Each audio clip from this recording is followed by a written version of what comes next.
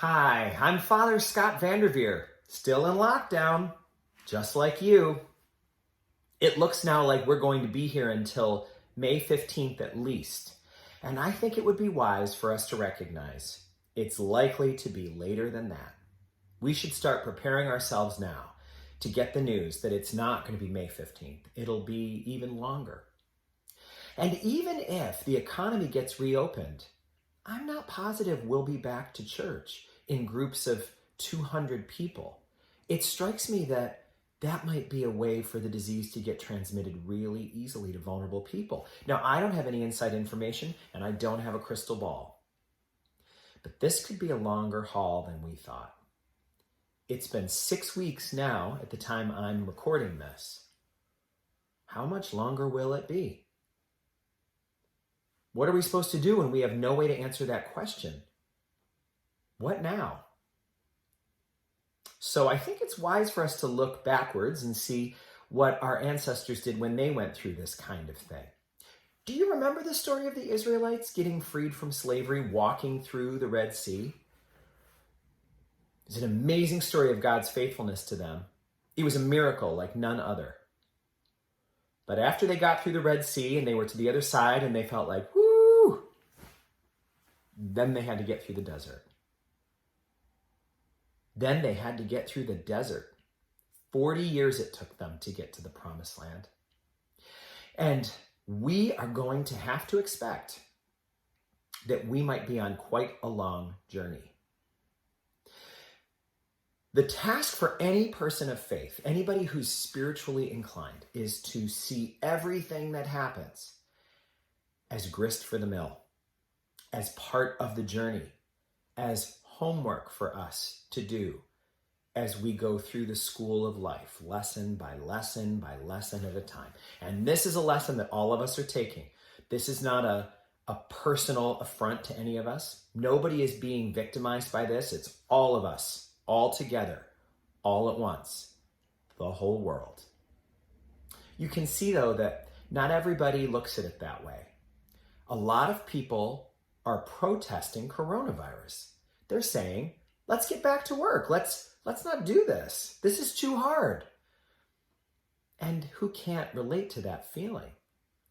But just like the Israelites could not get to the promised land without going through the desert, we are not going to be able to save lives without working our way day by day through this pandemic, faithfully, trustingly, humbly.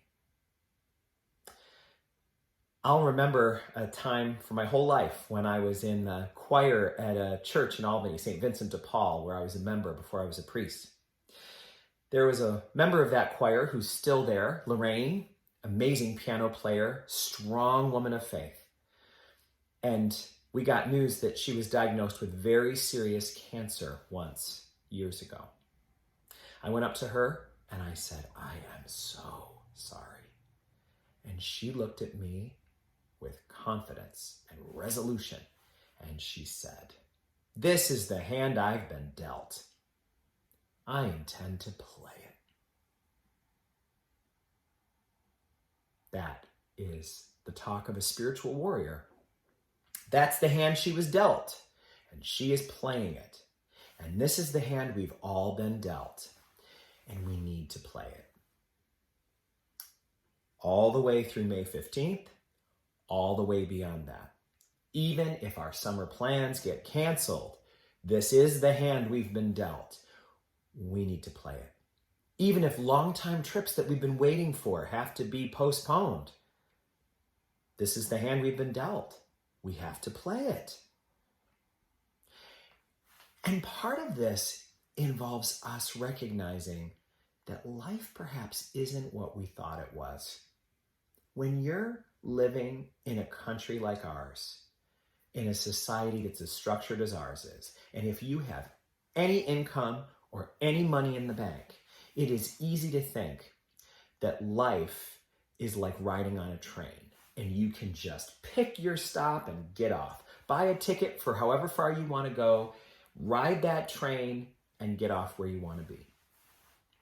But the author Barbara Brown Daler says, life is not like a train. We want it to be, but life is way more like a sailboat where you've got to ride the winds. You've got to deal with tides and waves and unexpected circumstances. It's not a train where you buy a ticket, get on, and get off. It's a sailboat where you're vulnerable to many, many forces, and when you have to use skill and patience to get to where you're going. We are sailing through this, and we're sailing through everything in life. That's why, if you listen at Mass, we often talk about being pilgrims on the journey. We'll say things like, we're a pilgrim people as we make our pilgrimage through this life. And that means we're not where we're going to end up. We are en route.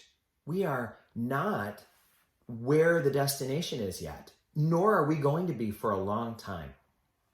It reminds me of a story that I once read about a family of nomads. You know, those people who just go from place to place and live in tents.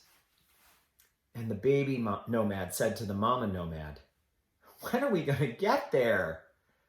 She said, "What do you mean?" He said, "When are we going to get there? All we do is travel and travel and travel. When are we going to get there?" And she said, "Sweetheart, we're nomads.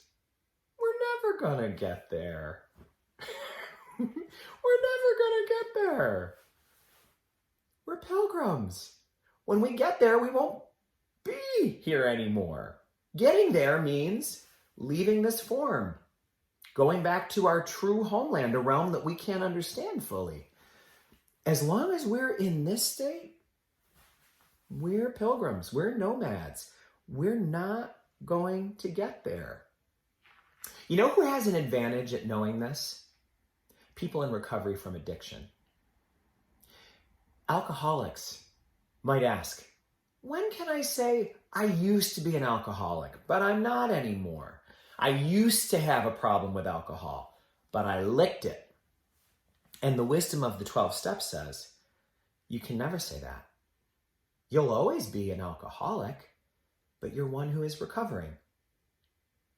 And in fact, the founder of Alcoholics Anonymous once said that you can't cure the disease of alcoholism. Instead, you can arrest it. But in order to keep it arrested, you have to maintain a daily spiritual condition that allows that to be true. If you lose your spiritual condition, you lose the progress. You lose your sobriety. For us to be safe, for us to be where we need to be right now on this journey, for us to play the hand we've been dealt, we need to face reality. We can't say this isn't fair because it's not personal. Nobody's doing it to us. It is what it is. Humans have always been vulnerable to things like this. We're so blessed that we've been able to make it this far. One of the tricks we might catch ourselves getting into is treating God a little bit the way that a child sitting in the grocery cart in the checkout line can treat a parent. Have you ever observed, or have you ever been the child who's been sitting in the cart and sees the candy in the candy line and says, "Mommy, can I have some candy?" And you know, Mommy's gonna say no for a lot of reasons. "No, sweetheart, no candy today."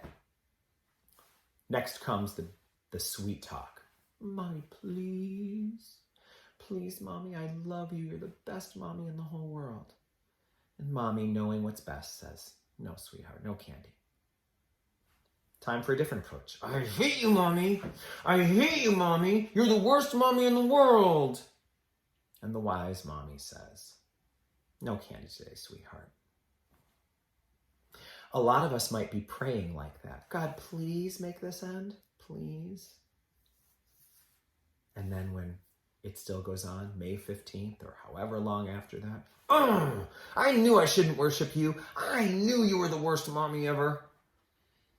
Spiritually, we're going to have to catch ourselves and say, this is the hand I've been dealt. Am I going to fold?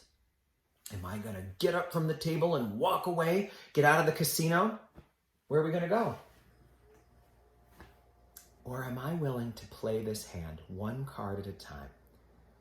And like our ancestors who day by day for 40 years made their way through the desert and eventually made it to the promised land, and whose sacrifices are the reason that we're here today, free and able to make choices despite the limitations we face by coronavirus. We are the ones who need to say, with those generations that went before us, okay, God, I choose to trust in you. I surrender. This is the hand I've been dealt. I intend to play it.